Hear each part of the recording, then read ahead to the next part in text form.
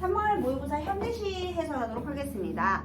김기림의 아스팔트인데요. 우리 김기림 씨는요, 항상 감각적인 모더니즘을 바탕으로 하고 있기 때문에 봐봐, 제목도 아스팔트.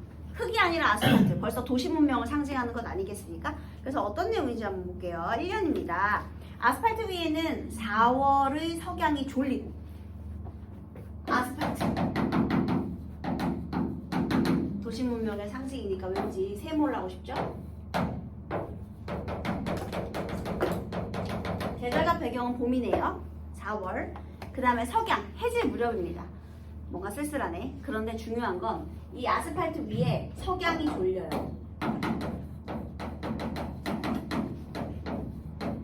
졸린다는 건 신체적인 대사 에너지가 떨어지는 거잖아. 그러니까 생동감이 줄어들고 있는 거지. 졸리는 거니까 무기력해지는 거잖아요. 그러니까 이 석양도 세모. 게다가 석양이 졸리다 무슨 법이야? 오이법이지. 잘한다. 그래서 바로 이 도시 문명에 대한 이미지를 어떻게 제시한 거야? 생동감이 없어. 졸려, 무기력해. 그 다음에 또 잎사귀를 붙이지 아니한 가로수 밑에서는, 자, 이 가로수는 잎이 하나도 달리지 않았어요. 4월이면 사실 이파리가 달릴 수도 있잖아. 그런데 이파리가 없는 거야. 그러니까 잎이 없다? 생명력도 없죠. 아스팔트 위에 도시의 모습을 묘사하고 있는데요. 일단 석양도 무기력하게 떨어지고 있고요. 가로수에는 나뭇잎도 없고요. 게다가 이 아스팔트 위에 자동차가 지나가는데요. 소리 없는 고무바퀴를 쉬는 자동차의 아기들이 분주히 지나간 뒤에, 원래는 쌩 하고 지나가는 것도 아니야. 소리도 없이 지나간대. 그 다음에 분주히 지나갔다. 그러면 여기서도 어쨌든 이 자동차도 소리가 없으니까, 자동차 아기들도 소리도 없고요. 분주하기만 해. 그래서 이게 분주하고 좀 삭막한 도시 문명을 계속해서 상징하고 있는 거예요. 이미지가 다 비슷하죠. 그래서 그렇게 지나간 뒤에, 자, 지금 처음에는요, 아스팔트로 대표되는 도시 문명에 대한 설명을 해준 거야. 그래서 도시 문명은 이렇더라. 뭔가 분주하고 바쁘고 생동감도 없고 그냥 막 계속 시간만 지나간 거야. 그래서 지나간 뒤, 자, 이렇게 시간이 지나갔어요. 자, 그 다음에요. 아스팔트 위에 얘네들이 이런 게 있는 거예요. 자, 그 다음에 너의 마음은 우울한 해적, 너의 가슴은 구름들의 피곤한 그림자가 때때로 싫어하는 회색의 잔디밭. 자, 내가 이 아스팔트를 봤잖아요. 그런데 여기에서 생각하는 거야. 이 아스팔트. 자, 너가 누구야? 아스팔트.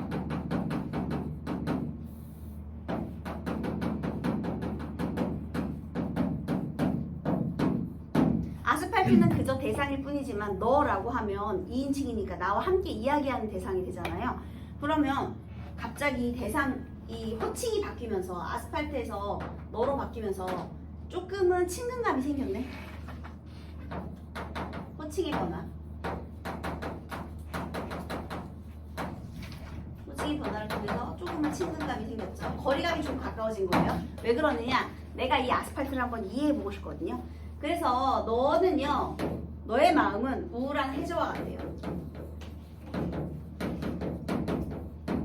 해저가 뭔지 알지? 바다 밑바닥. 너의 가슴은 구름들의 피곤한 그림자가 때때로 싫어하는 회색의 잔디밭. 이거 무슨 법이니? 너는 A, 너는 B. 은유법. 그런데 이제 한번 볼까요? 일단 바다는 원래 생명력이 폭발하는 공간이잖아요. 모든 생명의 근원 아니겠습니까? 그렇지만 생명력을 품지 못해 우울한 해적, 바다의 밑바닥, 우울하대. 화자의 감정이 있고. 그 다음에 너는 잔디밭인데, 잔디도 원래 푸릇푸릇하고 좋아야 되잖아. 근데 너 회색이야. 왠지 알아요? 우울해. 무기력하니까. 그런데 왜 우울한지 아세요? 구름들의 피곤한 그림자가 때때로 싫어오는 회색의 잔디밭.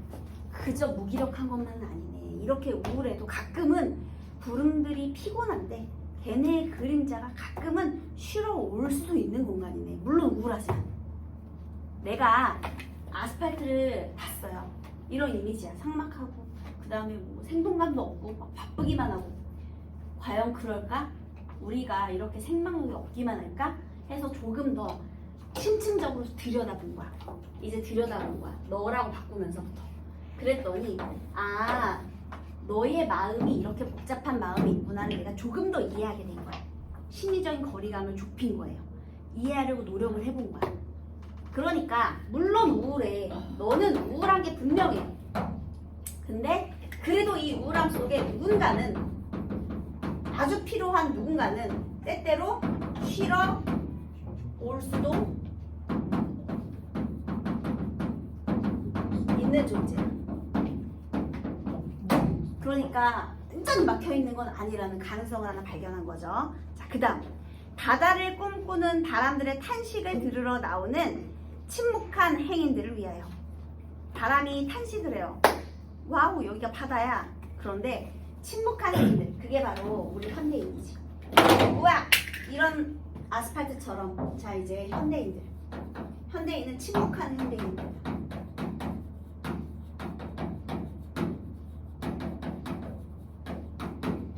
도시 문명 속에 갇혔다.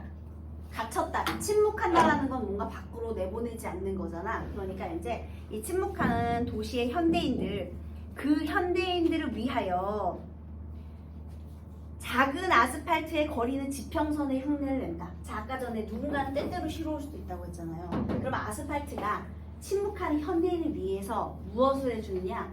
바다 흉내를 내줘요. 얘는 침묵하니까 바다로 갈 수가 없거든요. 근데 바다를 뭐 이렇게 진짜로 만들어주는 건 아니고 그저 뭐만 해? 모방을 할 뿐이야. 그러니까 되게 막 잘해주는 건 아니야. 내가 진짜로 바다의 경험을 막 상상을 통해서 막 여기로 데려가고 이런 건 아니야. 그렇지만 그래도 이 침묵하는 현대인들을 어떻게라도 조금 쉬게 해주고 싶어서 아스팔트가 우울하기는 하고 회색의 이미지이긴 하지만 지평선의 흉내를 내요. 아스팔트가 지평선이 되면 그 너머는 바다잖아. 그래서요, 이 침묵한 현대인을 위해서 이 아스팔트가 결국에는 지평선의 흉내를 냅니다. 물론 모방이기 때문에 한계는 있어. 근본적 치유의 방법은 되지 않아. 그렇지만 어쨌든 이 아스팔트가 지평선이 된다. 바다의 속성을 어느 정도 흉내를 내겠다는 거잖아요. 그러면 맨 처음에 느꼈던 얘보다는 조금은 따뜻한 이미지가 조금은 생겨났네. 하지만 아직도 우울하고 게다가 흉내만 내고 있기 때문에 한계는 있어. 모방만 하고 있기 때문에. 그렇지만 조금은 바다의 속성을 가지게 된 아스팔트. 물론 흉내에 그치고 있지만 침묵하는 현대인을 위해서. 그래서요, 이 시가 좀 뭔가 속 시원하지 않지. 그러니까 아예 뭐 치유와 위로를 준다 이런 것도 아니고 그저 조금 흉내만 내볼 뿐. 그래서 더 우울하지 않아요? 뭔가를 하려는데 깨끗하게 뭐 막 완전히 뭐 치유를 해주거나 치료를 해주는 것도 아니고 그냥 약간의 손만 내밀었다고나 할까요? 그래서 그냥 지평선 흉내만 내고 있을 뿐이라는 거죠. 그래서 어떻게 보면 조금 더 안타까워. 그래서 일단은 이런 삭막한 도시 문명의 비판을 하면서 이런 우울한 현대인들의 내면 문제를 다루고 있는 그런 작품입니다. 시가 원래 이렇게 깔끔하게 막 그래서 어떻게 뭐 소외된 사람들에 대해서 뭘 어떻게 하겠다 이런 작품은 아니에요. 그냥 이게 내면을 보여주는 거야. 이 정도의 내면. 이게 마치 어떤 느낌이냐면 어떤 면이 마음에 되게 안 들어. 정말 못됐는 줄 알았는데 못되긴 못됐는데 사실 조금 착한 면도 있긴 있어. 그래도 못됐어. 약간 이런 느낌. 그런 느낌으로 해석하시면 돼요. 그 다음에 김명일의 봄길.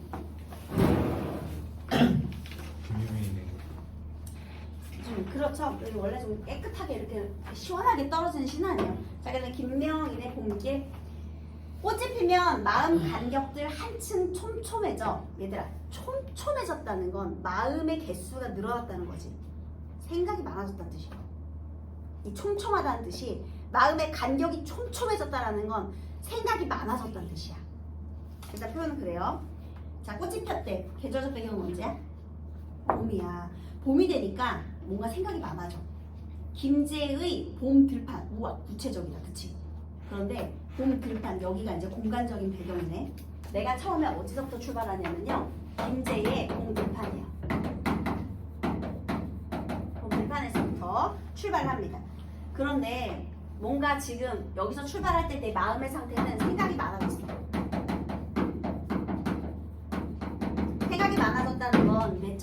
갈등이 있다는 뜻이에요. 근데 어쨌든 마음의 간격이 촘촘해져서 김제의 봉들을 건너는데 몸 건너기가 너무 힘겹다. 자, 들판을 건너가는데 일단 너무 힘들어요. 벌써 내적 갈등. 그래서 건너기가 힘들어진.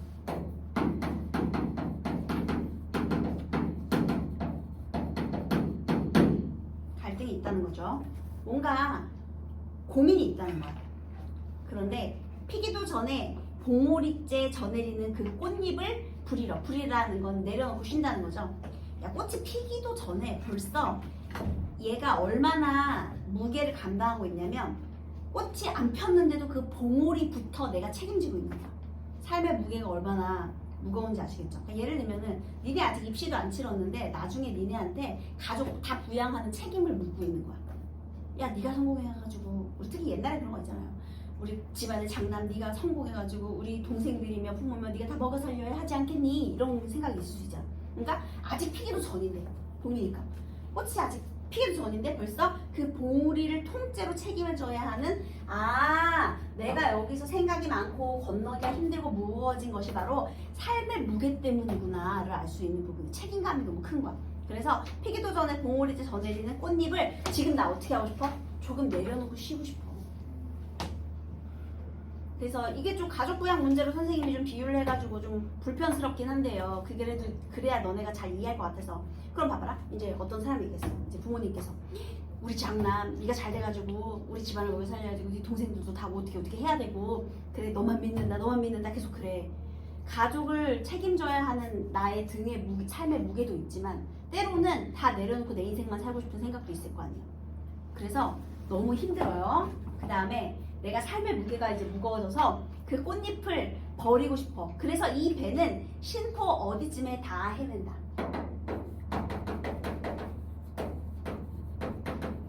헤매고 있는 자, 이 배. 이 배가 누구야? 화자지. 보통 우리 여정은 인생이잖아요. 내가 어디를 가고 있어. 자, 지금 인생이야, 인생. 내 인생을 살아가는데 마치 배의 여정처럼 화자의 삶을 들어간다. 무거워져. 그 다음에 신포 어디쯤. 여기는 이제 출발해서 이제 생각이 많아서 출발하는 공간이고 신포 어디쯤에서는요 조금은 그 짐을 내려놓고 원하는 곳이에요. 짐을 내려놓고 좀 쉬기를 원하는 곳. 그러니까 부담을 좀 줄여주고 싶은 곳. 하지만 거기에 다 헤매요. 하지만 여기에서 원한다고 했지 짐을 내려놓을 순 없어. 헤매면 방황주의죠. 갈등은 계속되고 있어요. 저 망에 다 쓸고 온 저 망망대해 저 커다란 바다를 다 쓸고 온 꽃샘 바람이 거기 부는 듯. 게다가 지금 여기서는요 내 내려놓기를 원하는 나의 마음도 있지만 또 삶의 책임감도 느꼈잖아요. 그런데 여기서 꽃샘 바람이 불어. 봄인데 계절과 어울리지 않는 이 바람. 이 바람이 몸속에 곤두서는 봄 밖의 봄바람. 봄과 어울리지 않는 이 봄바람. 내 마음속에 송두리 치는 나의 내적 갈등을 말하겠죠. 봄바람인데 봄과 어울리지 않는 꽃샘 바람. 그지? 그리고 지금 내가 짊어져야 할 삶의 무게와 그 다음에 벗어나고 싶은 나의 마음. 이런 것들. 눈 앞에 해발이 양쪽 날개에 펼친 구름 사이로 스미려다. 자, 그래서요 여기 김제 앞에 이제 바다가 있거든요. 그래서 이제 바다 앞에다 갔다가 그 다음에 신포로 이제 갔다가 자, 그 다음에 이번에는 구름을 본 거야. 영덕을 봤어요. 그런데 골짜기 뒤집고 빠져나오는 염소떼와 문득 마주친다. 자, 이번에 여기 구름에서 염소떼를 만나요.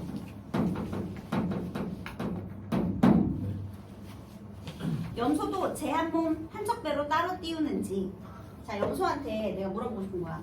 그러면 이제 만약에 내가 삶의 무게가 너무 힘들잖아? 그러면 이제 그 다음은 방황할 때 해결이 안 되면 이제 사람들이 어떤 짓을 하냐면 다른 사람들한테 물어보고 싶지. 너는 어떠니? 너가 이런 상황이라면 너는 어떤 선택을 할래? 보통 이제 다른 사람들은 어떻게 사는지를 살피게 되잖아요. 그 다른 존재가 바로 이 염소떼인 거야.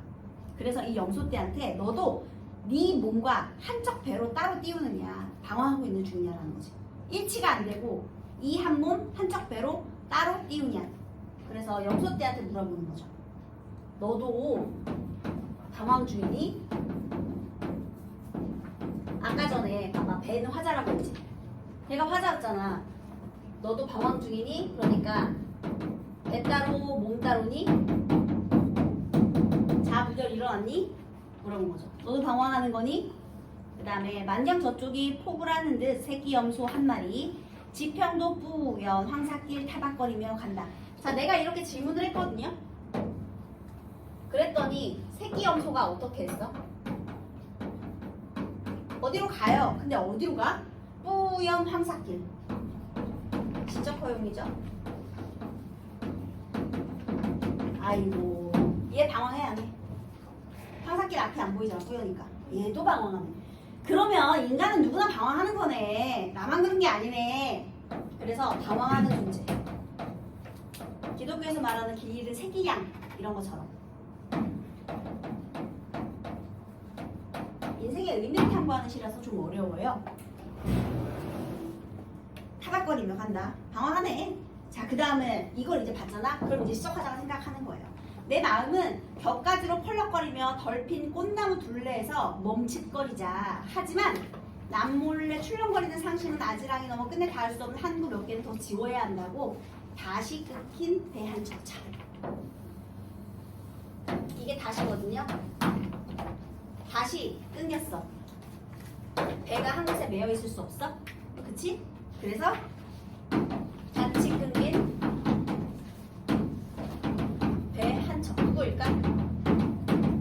맞아. 방황하는 거잖아. 끊겼으니까. 어디에 정박하지 못했잖아. 그래서 방황하는 거잖아. 일단 명사형 시행 종결을 통해 시상을 압축하고 여운도 주고 이런 특징이 있고요. 자, 그 다음에 얘가 왜 방황하는데 여기서 마음이 두 개 나왔거든요. 얘 지금 갈등하고 있어. 무엇과 무엇 사이에서. 자, 볼까? 마음은 곁가지로 펄럭거리며 덜핀 꽃나무 둘레에서 멈칫거리자. 꽃나무 피기도 전부터 꽃봉오리의 무게까지 책임지고 있죠. 그치? 덜핀 꽃나무.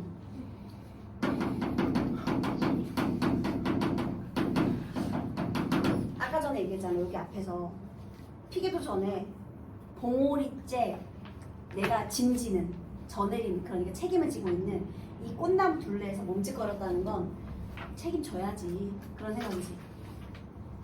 그래서 이 무게 꽃봉오리째 책임을 질 것인가?